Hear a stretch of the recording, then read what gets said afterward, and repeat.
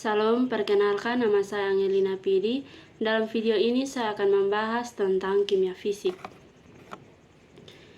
Kimia fisik adalah studi tentang fenomena makroskopis dan partikulat dalam sistem kimia dalam hal prinsip, praktik, dan konsep fisika seperti gerak, energi, gaya, waktu, termodinamika, kimia kuantum, mekanik statistik, dinamik analitik, dan keseimbangan kimia.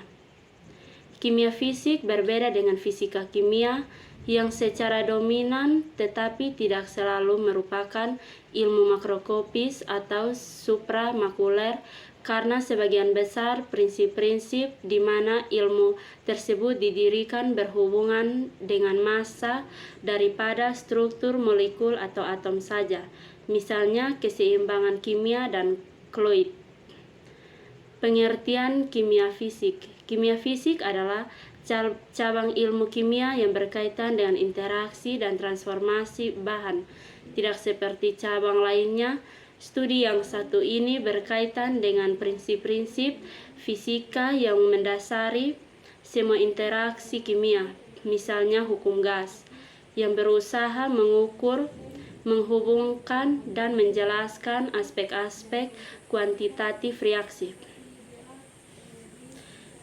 Pengertian kimia fisik menurut para ahli. Adapun definisi kimia fisik menurut para ahli antara lain: ahli yang pertama, American Chemical Society. Kimia fisik adalah studi tentang bagaimana materi berperilaku pada tingkat molekul dan atom dan bagaimana reaksi kimia terjadi. Berdasarkan analisis mereka, ahli kimia fisik dapat mengembangkan teori baru, seperti bagaimana struktur kompleks terbentuk. Ahli kedua, Chemistry Libertex. Definisi kimia fisika adalah studi tentang sifat makroskopik, sifat atom, dan fenomena dalam sistem kimia. Seorang ahli kimia fisik dapat mempelajari hal-hal seperti tingkat reaksi kimia, transfer energi yang terjadi dalam reaksi, atau struktur fisik bahan pada tingkat molekuler. Ahli yang kedua, Urdisconari. Arti kimia fisik adalah cabang kimia yang berurusan dengan struktur fisik senyawa kimia, cara mereka bereaksi dengan materi lain, dan ikatan yang menyatukan atom-atomnya. Ruang lingkup kimia fisik. Kimia fisik merupakan studi tentang sifat-sifat fisik berbagai jenis zat dan pada skala yang berbeda atau tingkat detail fisik. Artinya, itu termasuk studi tentang beragam skala berikut dari sifat kimia bahan, seperti makroskopis, sifat makrosofit saat menggambarkan bagaimana jumlah substansi yang relatif besar bersifat sebagai suatu kelompok atau titik leleh dan titik didih, panas laten, fusi dan penguapan, konduktivitas termahal, kapasitas panas spesifik, koefisien eksponsi termaliner, dan banyak sifat fisik lainnya. Ambil zat kimia H2O sebagai contoh. Status air dalam cairan pada suhu yang lebih rendah, air membeku menjadi es padat, dan pada suhu yang lebih tinggi menguap menjadi gas yang disebut uap. Keadaan fisik H2O sebagai cairan padat atau gas menentukan seberapa dekat sejumlah besar molekul individu H2O tertarik satu sama lain. Karena molekulnya sangat kecil, ada banyak molekul H2O dalam satu tetes air, namun sifat-sifat ini tidak menggambarkan kimia molekul H2O. 2 atom hidrogen dan 1 atom oksigen membentuk setiap molekul air. Berapapun suhunya, maka jika itu berupa es padat, air cair, atau uap gas.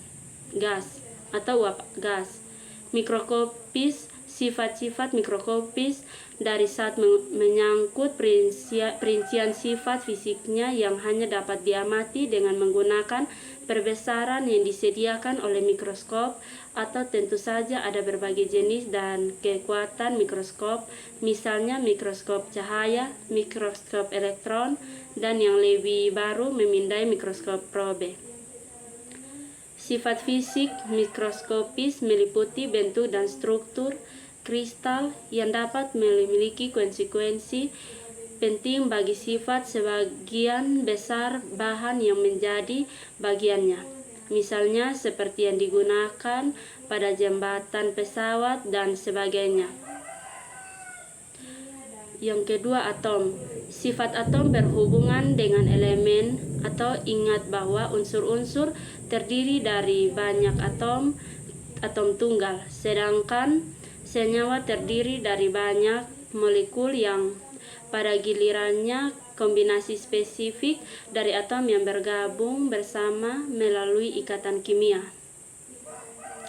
Contoh sifat atom unsur termasuk nomor atom dan massa atom. Misalnya, elemen boron yang lambang kimianya adalah B memiliki nomor atom 5 dan massa atom 10.81, khusus untuk atom netral bebas dalam keadaan dasar.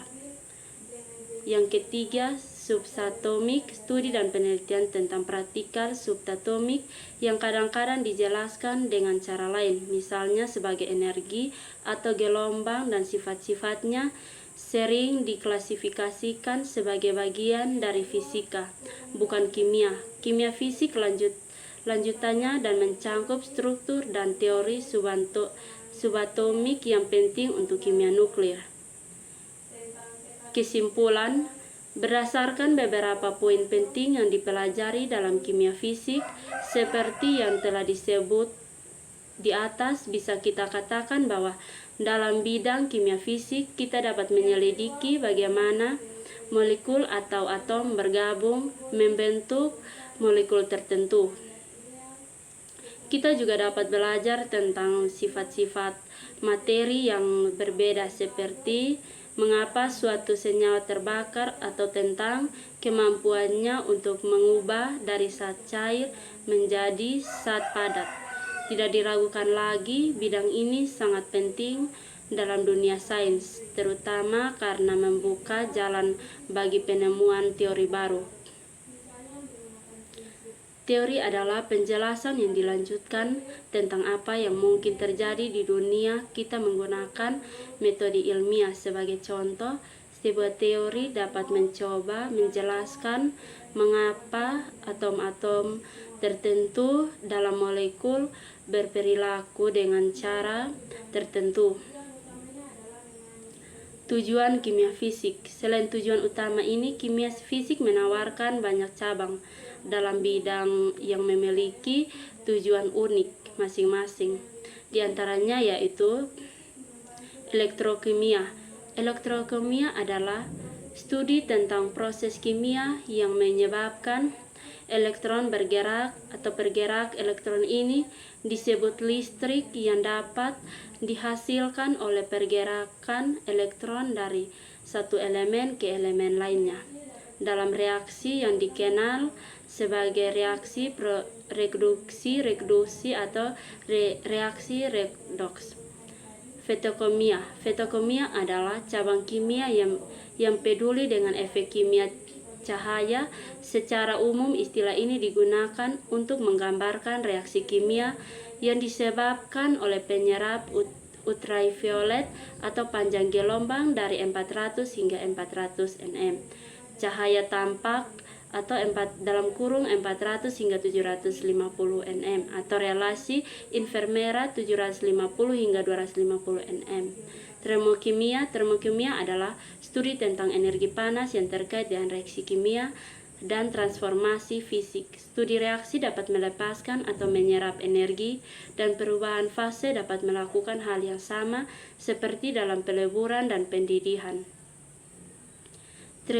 Termokimia berfokus pada perubahan energi ini, terutama pada pertukaran energi sistem dengan lingkungannya.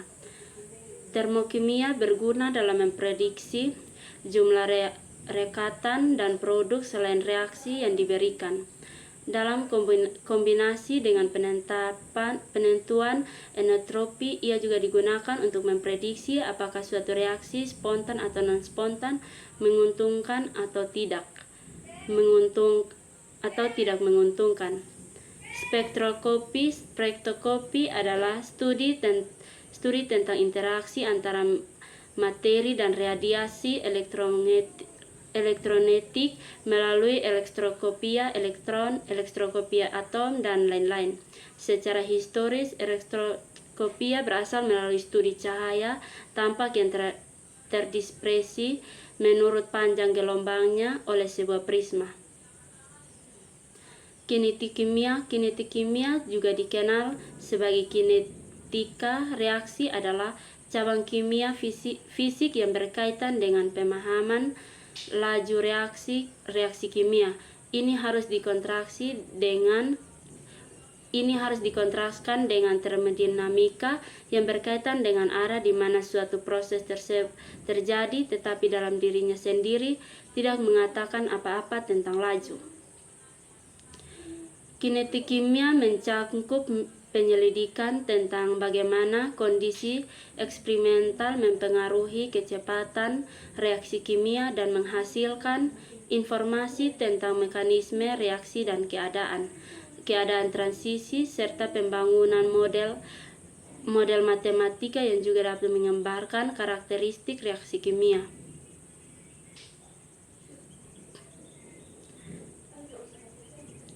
Contoh kajian kimia fisik. Studi kimia fisik umumnya melibatkan penggunaan teori, pengukuran, dan teknik yang biasanya lebih terkait dengan fisika untuk mempelajari, memahami, dan menjelaskan jenis zat kimia. Beberapa contoh teori dan teknik berikut ini dapat digunakan atau dijelaskan dalam kimia fisik tingkat sekolah atau perguruan tinggi. Listrik statis, yaitu muatan berlawanan menarik tetapi muatan serupa ditolak.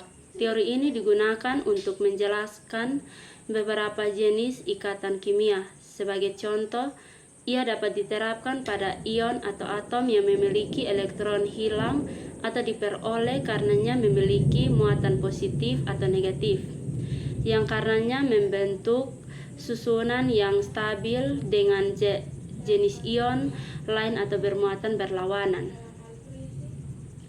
Listrik statis juga digunakan untuk menjelaskan gaya van der Waals antara molekul atau bagian dari molekul yang sama, yaitu gaya antara dipol permanen dan yang sesuai.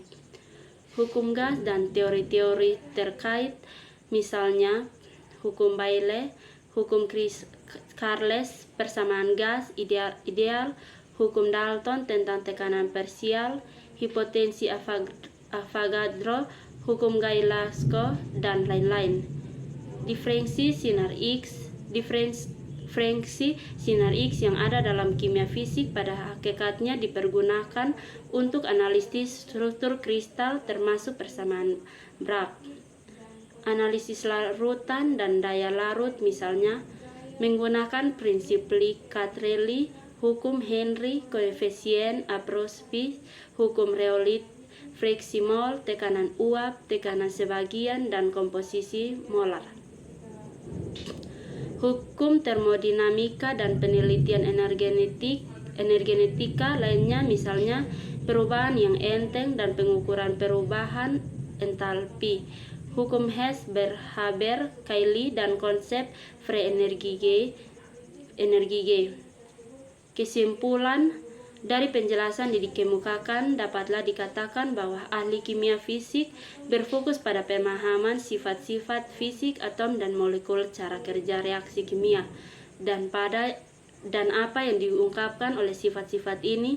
Pekerjaan mereka melibatkan menganalisis bahan, mengembangkan metode untuk menguji dan mengapresiasi sifat-sifat bahan, mengembangkan teori tentang sifat-sifat ini, dan menemukan potensi penggunaan bahan. menggunakan peralatan dan peralatan canggih selalu menjadi aspek penting dari kimia fisik. Sebagai besar laboratorium kimia fisik penuh dengan instrumen analitis yang dapat mencangkup laser, spektrometer massa, resonansi magnetik, nuklir, dan mikroskop elektron. Penemuan ahli kimia fisik didasarkan pada pemahaman sifat-sifat kimia dan menggambarkan perilaku mereka menggunakan teori fisik dan perhitungan matematika.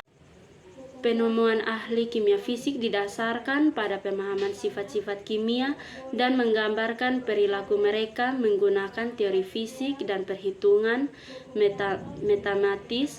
Ahli kimia fisik memprediksi sifat dan reaksi bahan kimia, kemudian menguji dan memperbaiki prediksinya.